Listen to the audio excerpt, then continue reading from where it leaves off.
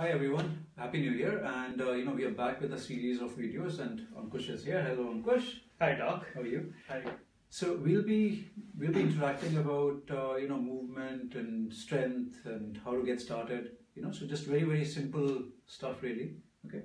So shoot, what kind of things do you want to know about it? So I have so many questions about the movement and entire philosophy of behind movement. But before we start, can you just explain in a very simple way why are you so fascinated about the movement part of it?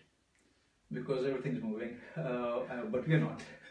So the point is, even though instinctively we should move, what happens very early on, we are told to sit, and that's a very big problem. We today know that there's enough statistics to say sitting is like the 4th largest killer in the world. Right? And that's pretty big, I think. Yeah. Okay, so it starts from there, and when you say movement, everything in this world is moving. So whether living or dead, right? It's actually moving. So I'm talking about stars and planets and the Milky Way and all other cousins of Milky Way. Everything is on it, like moving all the time. But for whatever odd reason, you guys don't. Yes. And that's a very big issue. And as I said, there's a direct connect with health, but there's other connects as well. Like you become a better leader, you become a better team player. You're disciplined, punctuality-wise. There's so many things that you're gaining from it. Psychologically, someone has depression, he benefits from it. So point is, movement is super duper important. Everything's moving in this world. Right. Yeah.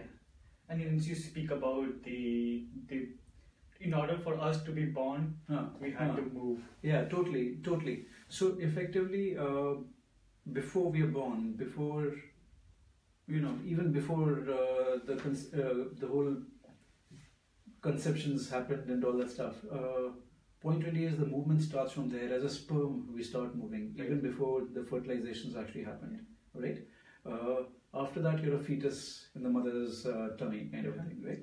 Now, what's happening is, all the time that movement is on, even before the conception, as I said, while as a fetus, you're moving all the while, right? There's a particular period during pregnancy when there's a random movement, very quick movement, and that's where the growth happens. If that movement isn't there, you'll be born with anomalies, right? You'll be born small, there'll be other defects that are there because you didn't move at the right time, the right way, okay? So it's so important. So even before birth, you knew it. Yeah. Somehow when you're born, you forget it, right? Or the society makes you forget it. Yeah. So that's very fascinating.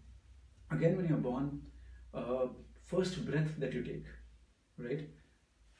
Imagine that this society has all that pressure of all senses in every sense possible, right? And you have to now take your first breath. You're basically going against gravity to take that first, or all the pressure around to take that first breath. That's first strength training that you do as a child when you're born, after birth. And that's right. Yeah. So that's very important. So as much as people keep saying it's not important and all that, and why at a young age, that's why. Yeah.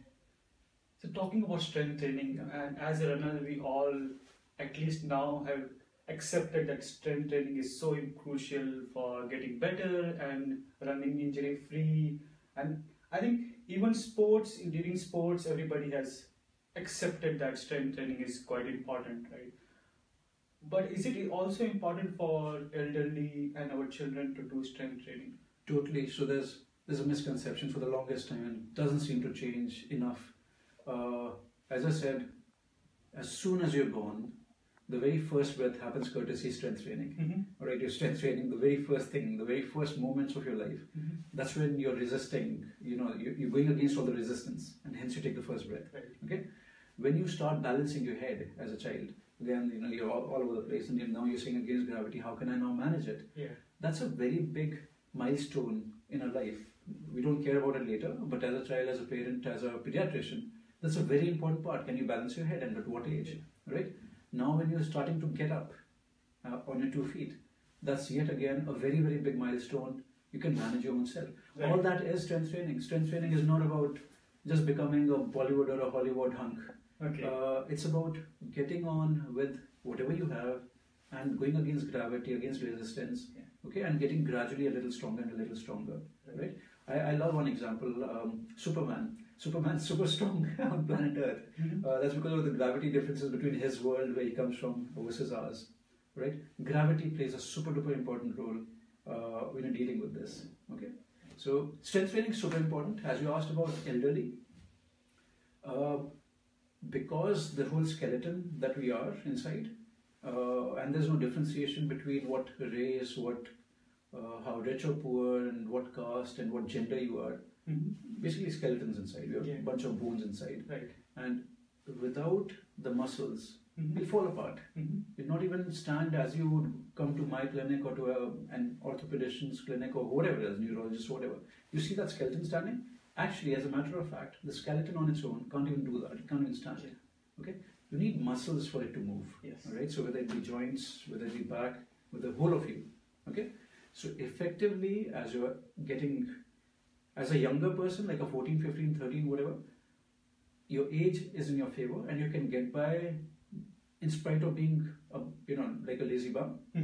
Today, pain is catching up. So the pains that used to happen at 60 are happening at 10 and 11 and all that. Okay, in any case. But the point is, when you're 30, 35, now more than ever you need the strength. As you're getting older, now chronic diseases are coming, visiting all of us. You know, when you're a 60, 65, whatever, 70, more and more of those diseases, the numbers, the percentage of people having that is a lot higher as we age. Right? So more than anything else, strength training is very important, because something like a cancer, 50% of cancers we know can be, percentage of people getting it can be prevented if they were physically active and doing strength training. Right. So it's as important as that. Somehow not enough people talk about it. So it's very fascinating that the strength training is not only for the sports people or people who want to get like built up, right? It's for everyone. It's across the board for everyone, whatever age, whatever issues you have, whatever diseases you have. Strength training or exercise or physical activity has a role to play, all right, and a major one. And how would you suggest for, let's say, children to, what age group is the right age group to start strength training? As I said, the first breath starts with strength training. Nice. So there's no need to think about by a 5, by a 10 or a 15. You know, those are misconceptions totally. Should someone strength train? I think we're ready to strength train anytime. Now the point is what body weight you are, what size you are.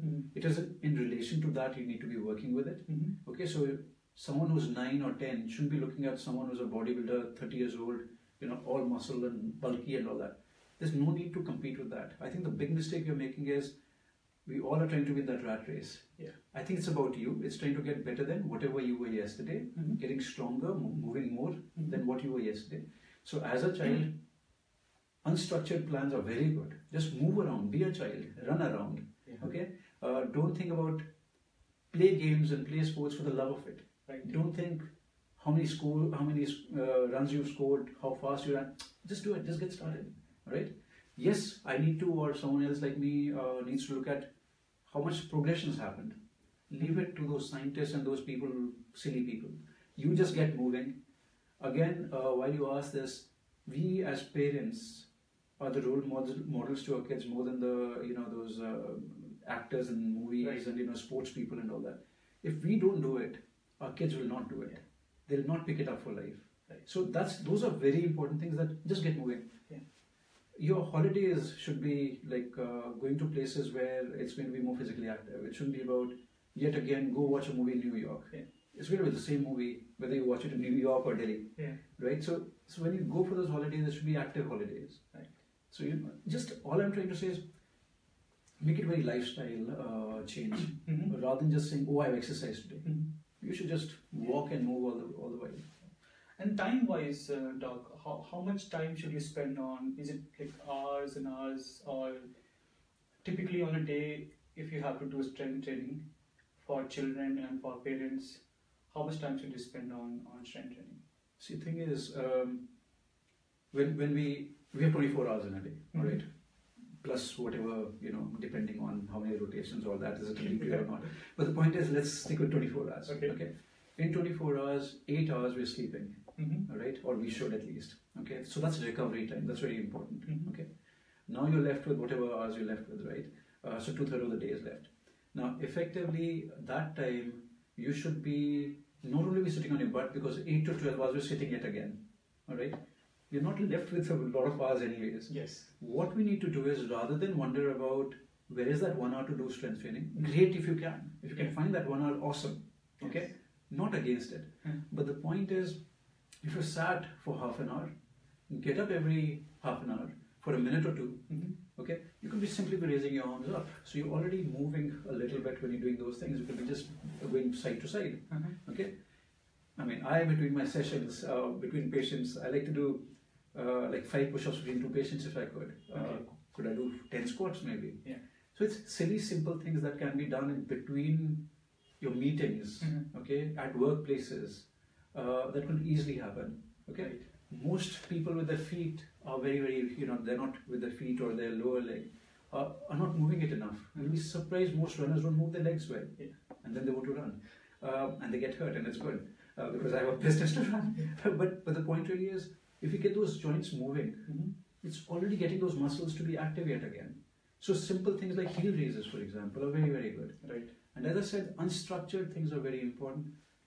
When you're going for meetings, when you're going to malls, why take an escalator or a lift? Just walk upstairs, right? That makes all the difference. So all I'm saying is, all that tiny little bits, they all add up. It's not one magical thing that people keep looking for and then start comparing which is better and all that. All of it matters. All of it is very important. Right. So I think activity, just being up and about is important.